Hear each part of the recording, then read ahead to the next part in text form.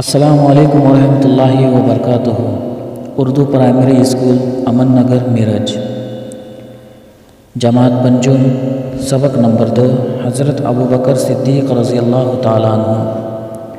مصنف محمد حسن فاروقی۔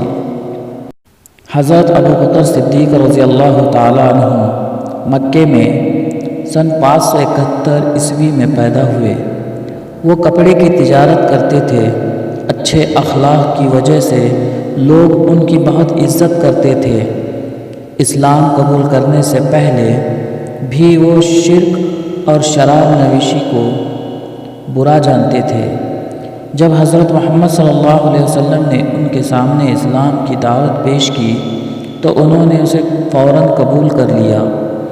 اس کے بعد وہ تن من دھن سے دین کو پھیلانے میں لگ گئے۔ اس زمانے میں عرب میں غلامی کا رواج تھا۔ بہت سے غلام اسلام میں داخل ہو گئے تھے، اس لیے انہیں اپنے مالکوں کے ظلم کا سامنا کرنا پڑتا تھا۔ ان غلاموں میں حضرت بلال رضی اللہ تعالیٰ عنہ بھی شامل تھے۔ ایک دن حضرت ابوبکر صدیق رضی اللہ تعالیٰ عنہ دوپہر کے وقت راستے سے گزر رہے تھے۔ انہوں نے دیکھا حضرت بلال رضی اللہ تعالیٰ عنہ کے آقا نے انہیں تپتی ریت پر لٹا دیا ہے اور ان کے سینے پر بڑا سا پتھر رکھ کر دھمکی دے رہا ہے کہ اسلام چھوڑ دے ورنہ تجھے تڑپا تڑپا کر مار ڈالوں گا۔ وہ روزانہ حضرت بلال رضی اللہ تعالیٰ عنہ کو اسی طرح تکلیفیں دیتا تھا۔